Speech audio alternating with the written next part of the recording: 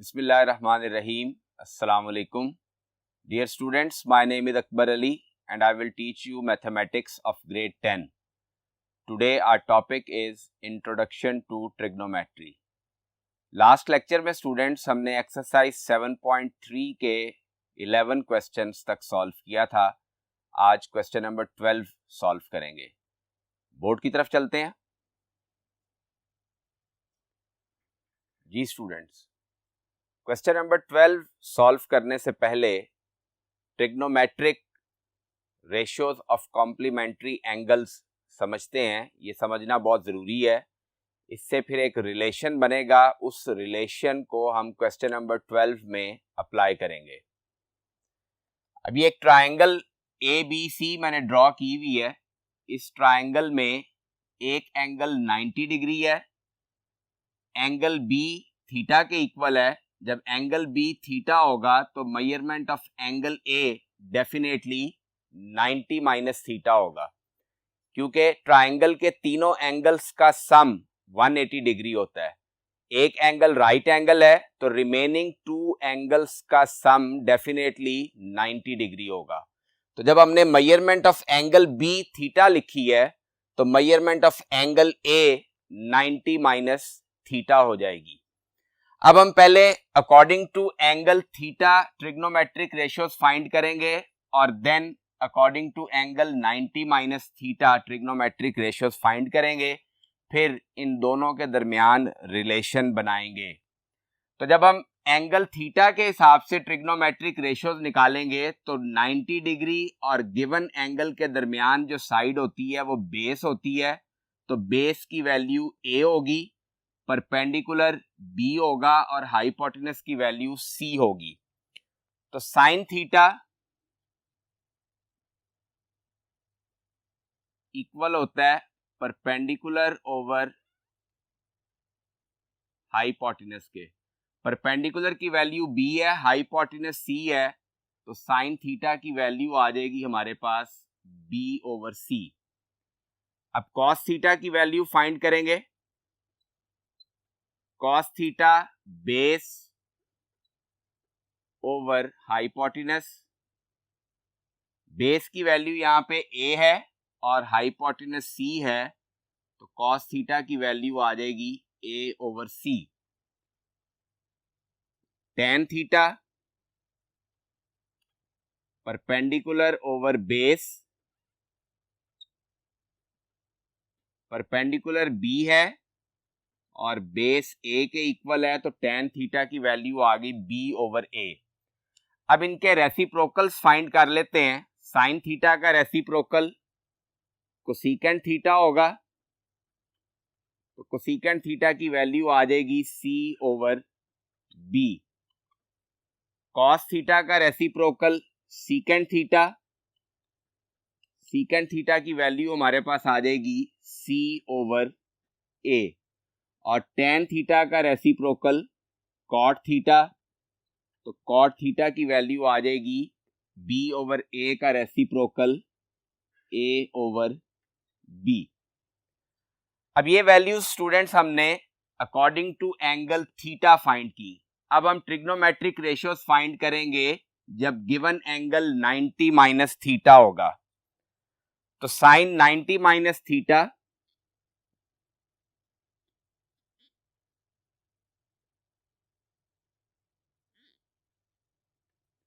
अब चूंकि given angle 90 minus theta है तो 90 डिग्री और गिवन एंगल के दरमियान जो साइड होगी ये बेस कहलाएगी. अब बेस B के इक्वल होगी, परपेंडिकुलर A होगा और हाइपोटेनस C होगा. तो sine theta perpendicular over hypotenuse होता है, तो परपेंडिकुलर 90 माइनस थीटा के अकॉर्डिंगली A के इक्वल है और हाइपोटेनस C है, तो साइन 90 माइनस थीटा की वैल्यू आ जाएगी A ओवर C. अब इसका रेसिप्रोकल निकालें. कोसेकेंट 90 माइनस थीटा, ये वैल्यू आ जाएगी C ओवर A. अब cos 90 माइनस थीटा की वैल्यू फाइंड करेंगे.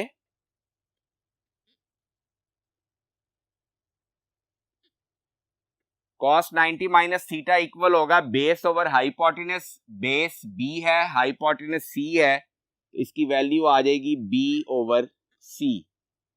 इसका रेसिप्रोकल लेंगे, सीकेंट 90 माइनस थीटा, ये आ जाएगा c ओवर b। और लास्ट में tan 90 माइनस थीटा की वैल्यू फाइंड करेंगे। tan 90 minus theta is equal to perpendicular over base, perpendicular a है, बेस b है, इसकी वैल्यू आ जाएगी a ओवर b। और tan का reciprocal cot 90 minus theta is equal to a over b का रेसिप्रोकल b ओवर a। तो ये स्टूडेंट्स हमने ट्रिग्नोमेट्रिक रेशियोज फाइंड की according to angle theta and 90 minus theta. अब जरा गौर करें, साइन 90 माइनस थीटा की वैल्यू a ओवर c है और cos थीटा की वैल्यू भी a ओवर c है, तो sine 90 minus theta is equal to cos theta. Same इसी तरह cos 90 माइनस थीटा की वैल्यू b ओवर c है और साइन थीटा की वैल्यू भी b ओवर c है, तो cos 90 minus theta is equal to sine theta. tan 90 minus theta की वैल्यू a ओवर b है और cot थीटा की value tan theta b over a के इक्वल है, तो cot थीटा इसका रेसिप्रोकल a ओवर b होगा, तो tan 90 माइनस थीटा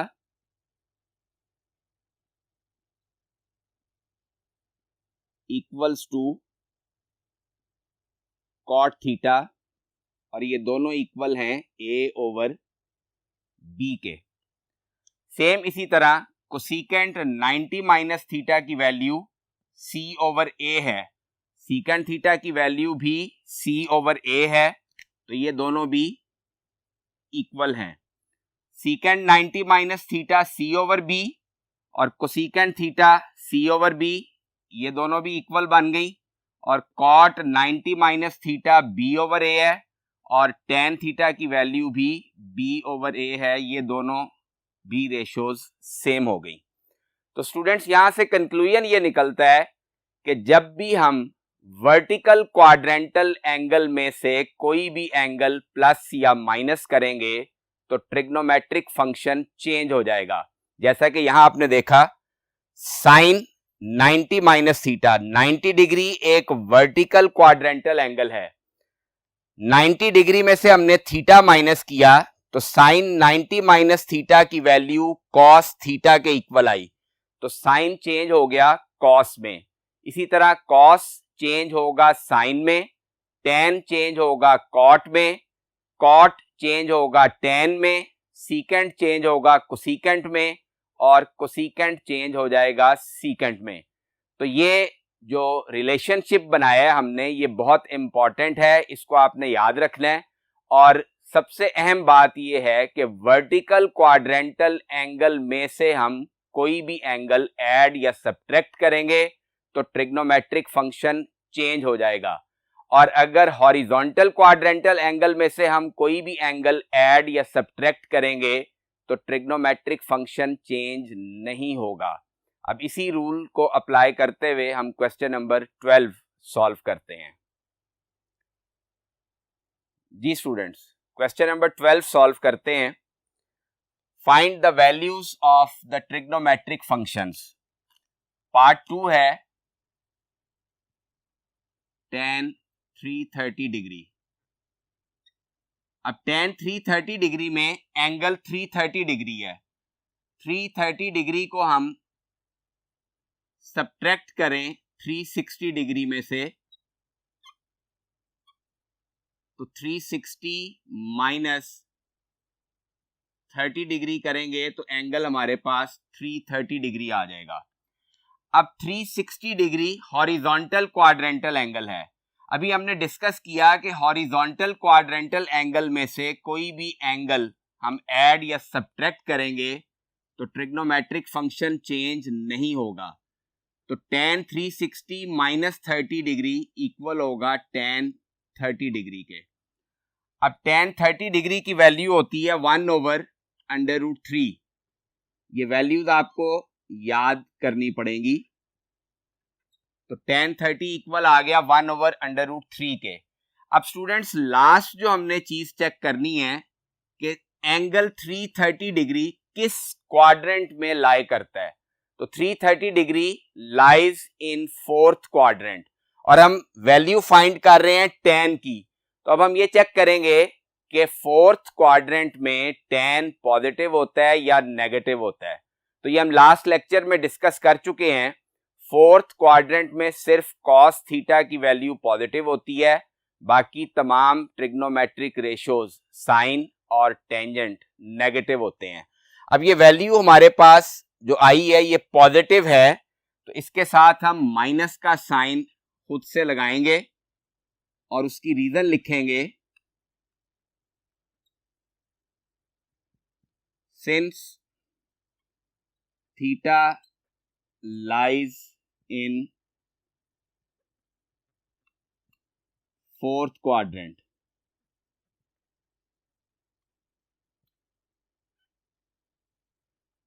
तो ये स्टूडेंट्स मेथड है किसी भी ट्रिग्नोमेट्रिक फंक्शन की वैल्यू फाइंड करने का। सबसे पहले स्टेप में आपने जो भी एंगल होगा उसको वर्टिकल या हॉरिजॉन्टल क्वाड्रेंटल एंगल में से ऐड या सब्ट्रैक्ट करना है, वो वैल्यू फाइंड कर लेनी है। उसके बाद लास्ट में आपने जिस एंगल की वैल्यू फाइंड करनी है उस एंगल को चेक करना है कि किस क्वाड्रेंट में लाई कर रहा है, और उस क्वाड्रेंट में उस ट्रिग्नोमेट्रिक रेशियो की वैल्यू अगर पॉजिटिव है तो रिजल्ट पॉजिटिव आ रहा होगा, तो वेल एंड गुड। अगर उस ट्रिग्नोमेट्रिक रेशियो की वैल्यू उस क्वाड्रेंट में नेगेटिव होगी तो आंसर पॉजिटिव होने के बावजूद आप नेक्स्ट स्टेप में नेगेटिव साइन लगाएंगे और साथ में उसकी रीजन लिखेंगे कि उस क्वाड्रेंट में थीटा लाई कर रहा है जिस वजह से वैल्यू नेगेटिव होगी। अब हम फोर्थ पार्ट सॉल्व करेंगे। फोर्थ पार्ट में cot π/4 की वैल्यू हमने फाइंड करनी है। अब सबसे पहले ये एंगल रेडियन में गिवन है, इसको हम डिग्रीज में कन्वर्ट कर लेते हैं। तो cot π/4 multiply by 180 degree divided by pi, ये हमने 7.1 में डिस्कस किया हुआ है रेडियन को डिग्री में कैसे कन्वर्ट करते हैं। पाई पाई से कैंसिल हो जाएगा, 4 और 180 की कटिंग कर देंगे तो 45 डिग्री आ जाएगा। तो cot π/4 डिग्रीज में cot 45 डिग्री के इक्वल आ गया। अब 45 डिग्री को हम लिख सकते हैं cot 90 माइनस 45। 90 डिग्री में से 45 डिग्री माइनस करें तो रिजल्ट 45 आएगा। अब 90 डिग्री वर्टिकल क्वाड्रेंटल एंगल है, तो इसलिए cot चेंज हो जाएगा tan में। तो थीटा की वैल्यू यहां पे 45 डिग्री है, तो ये वैल्यू आ जाएगी tan 45 डिग्री के इक्वल।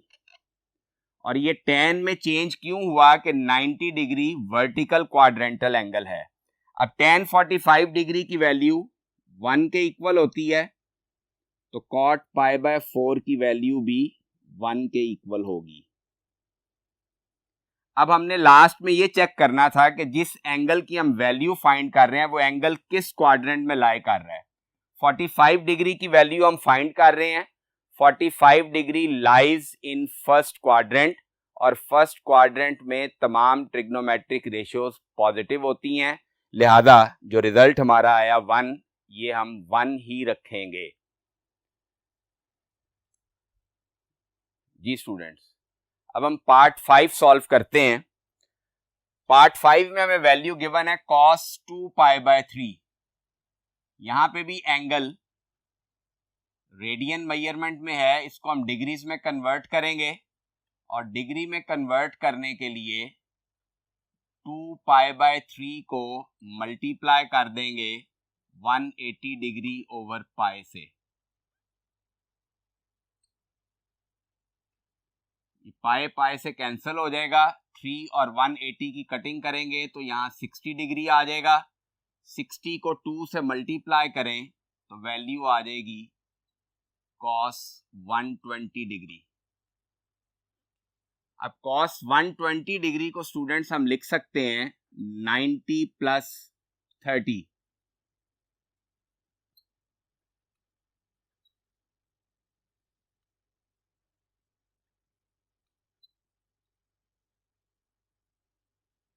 अब 90 डिग्री वर्टिकल क्वाड्रेंटल एंगल है तो cos चेंज हो जाएगा साइन में, और थीटा की वैल्यू यहाँ 30 डिग्री है तो cos 90 plus 30 equals to sine 30 degree. अब साइन 30 डिग्री की वैल्यू होती है 1/2। अब स्टूडेंट्स हम वैल्यू फाइंड कर रहे हैं cos 120 डिग्री की।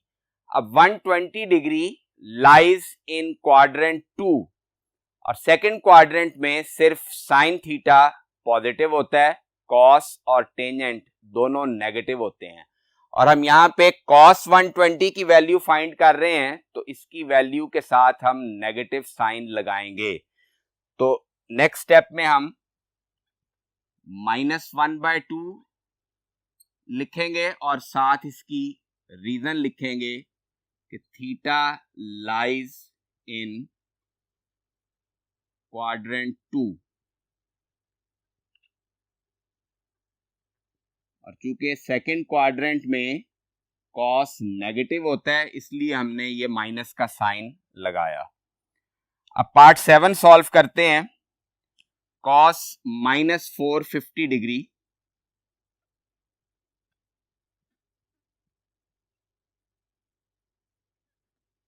अब एंगल नेगेटिव है और ट्रिग्नोमेट्रिक फंक्शन cos है तो ये भी आपको याद होगा, इसी एक्सरसाइज के स्टार्ट में हमने पढ़ा था कि cos negative theta always equals to positive cos theta. तो cos -450 डिग्री को हम पॉजिटिव cos 450 डिग्री लिख सकते हैं। अब 450 डिग्री में हमने चेक करना है कि इसके नियरेस्ट क्वाड्रेंटल एंगल कौन सा है। तो 360 डिग्री में 90 ऐड करें तो 450 डिग्री होता है। तो 450 डिग्री को हम लिख सकते हैं 360 डिग्री प्लस 90 डिग्री। अब 360 डिग्री चूंकि हॉरिजॉन्टल क्वाड्रेंटल एंगल है तो इसलिए ट्रिग्नोमेट्रिक फंक्शन चेंज नहीं होगा और थीटा की वैल्यू यहां 90 डिग्री है तो cos 360 degree plus 90 degree equal होगा cos 90 डिग्री के, और cos 90 डिग्री की वैल्यू 0 के इक्वल होती है। अब स्टूडेंट्स हम वैल्यू फाइंड कर रहे थे cos -450 degree. 450 degree is a quadrantal angle, तो क्वाड्रेंटल एंगल होने की वजह से इसके साथ साइन कोई भी हम चेंज नहीं करेंगे और वैसे भी वैल्यू हमारी 0 के इक्वल आई है तो 0 के साथ ना पॉजिटिव होता है और ना ही नेगेटिव होता है, तो 0 एज इट इज रहेगा।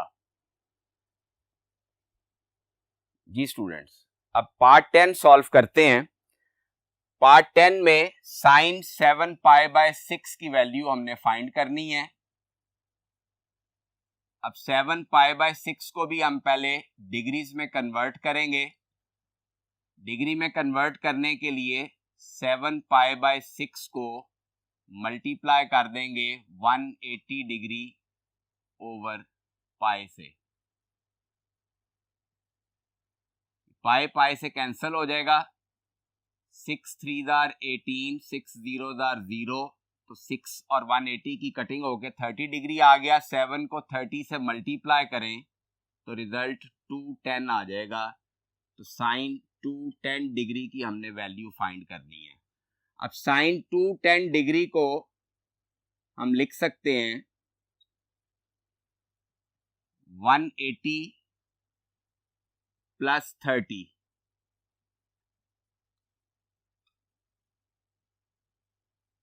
अब 180 डिग्री हॉरिजॉन्टल क्वाड्रेंटल एंगल है और थीटा की वैल्यू यहां 30 है।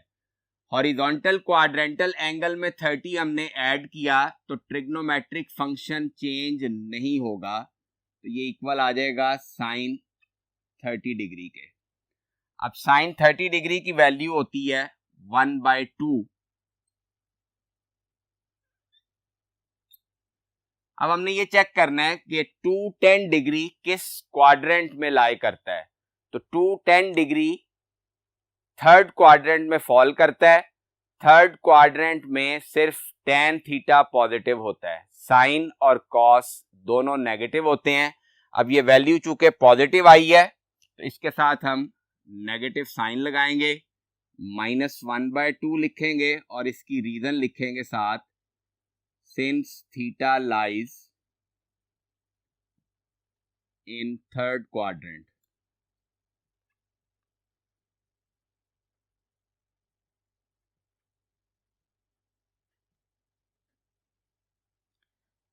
अब 12th पार्ट सॉल्व करते हैं। 12th पार्ट में हमने cos 225 डिग्री की वैल्यू फाइंड करनी है।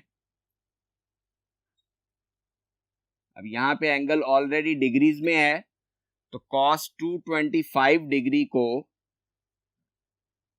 वर्टिकल या हॉरिजॉन्टल क्वाड्रेंटल एंगल में से ऐड या सब्ट्रैक्ट करेंगे तो 225 डिग्री के नियरेस्ट वर्टिकल क्वाड्रेंटल एंगल भी बनता है, हॉरिजॉन्टल भी बनता है। तो हॉरिजॉन्टल हम ले लेते हैं 180 डिग्री। 180 डिग्री में 45 डिग्री ऐड करें तो रिजल्ट 225 डिग्री आ जाता है।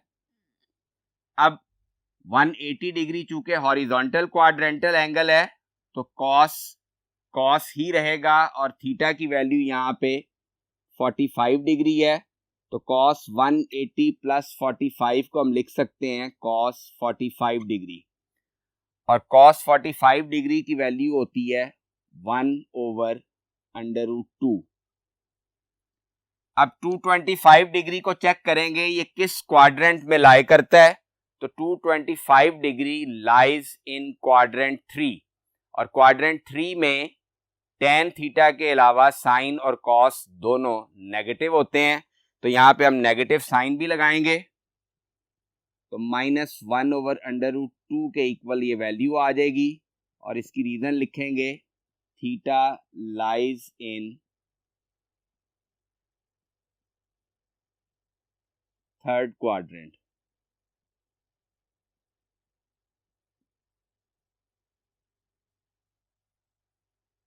तो स्टूडेंट्स, आज के लेक्चर में हमने एक्सरसाइज 7.3 कंप्लीट कर ली। जो क्वेश्चंस मैंने बोर्ड पे सॉल्व नहीं कराए वो आप एज होमवर्क खुद सॉल्व करेंगे। नेक्स्ट लेक्चर में नेक्स्ट एक्सरसाइज स्टार्ट करेंगे। अपना बहुत ख्याल रखिएगा। अल्लाह हाफिज।